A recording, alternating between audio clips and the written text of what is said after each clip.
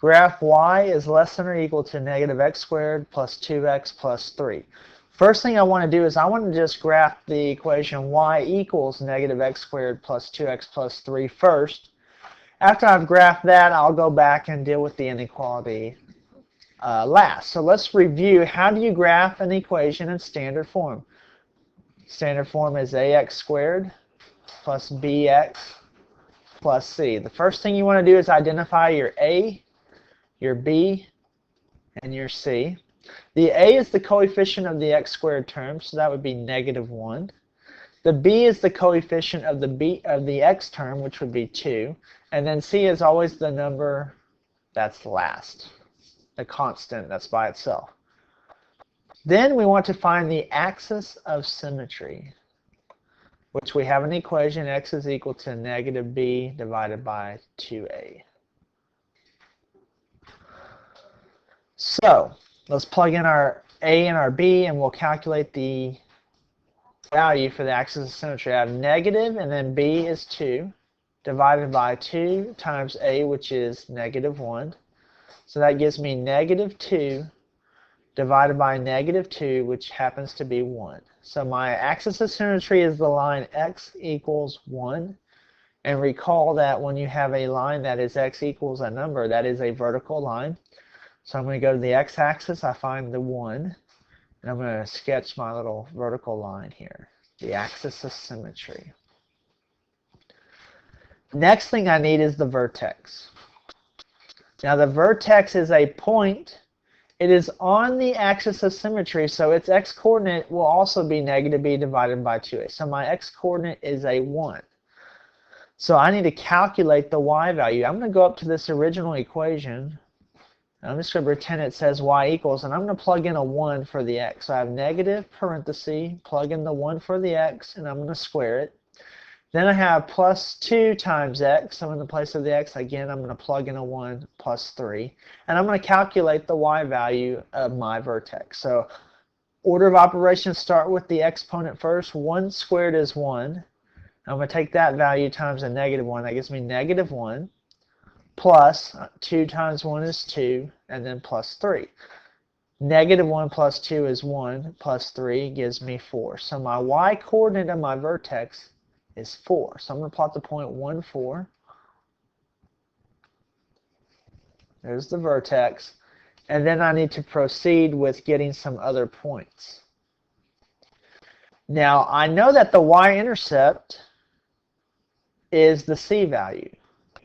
So I'm going to go ahead and plot the y-intercept, which would be right here. There's the y-intercept. And remember that the axis of symmetry cuts the parabola in half. So this y-intercept is on my left side. It's 1 unit from the axis of symmetry. So I can reflect that point across and get a point right there. So I've got 3 points on my parabola. I want to go ahead and find one more. And if you remember how I taught you, we use that over squared times a, which tells us how many to move up or down.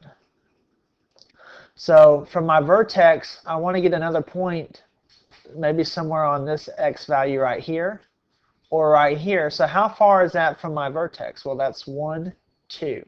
So I need to move over 2. And then we took that number and we squared it and we multiplied it times our a value, which in this case is negative 1. So if I go 2 squared, that gives me 4, times my negative 1 is equal to negative 4. So that's going to tell me to go down 4 units. So I'm going to move over 2, and then I'm going to go down 4. 1, 2, 3, 4, which happens to put me right there on the x-axis. And if you'll notice, this point is 2 away from the axis of symmetry, so I'm going to go 2 to the left and reflect it across. And now I have 5 points for my parabola. Now, before I connect the dots, I need to ask myself, is this going to be a solid or dotted line? And by looking at it, it's got the equal underneath, so it's going to be solid line. So let's draw a solid line to connect these dots. Remember, a parabola is a U-shaped graph. And then the next thing we need to do is shade. Now it tells you just pick a point inside the parabola. So let me erase some of these lines so you can see what's inside. This would be the inside part of it. You can pick any point inside and test it. So when I see 0, 0, I always think of that as a very good point to test. So let's take the 0, 0, and I'm going to plug that into the equation for x and y. So I'm going to go right over to this space here. So y will be 0 is less than or equal to negative 0 squared plus 2 times 0 plus 3. Well, when you're multiplying by 0 and adding 0, this stuff all cancels out. That leaves me with 3 on the right. So I have 0 is less than or equal to 3. Is that a true statement? Yes, it is. That means that this point is a solution. So I'm going to shade inside the parabola where that point can be found. Now, another way I like to do this is just say, okay, here's my y-intercept. It's at 4, or at 3. So what are some numbers smaller than 3? 2, 1, 0. So that means I want to shade down, which would happen to be inside the parabola. So that's another way you can do it. The algebraic way to do it is to pick a point, plug it in, and test it. So just make sure you know how to shade. And then that's it. You're done.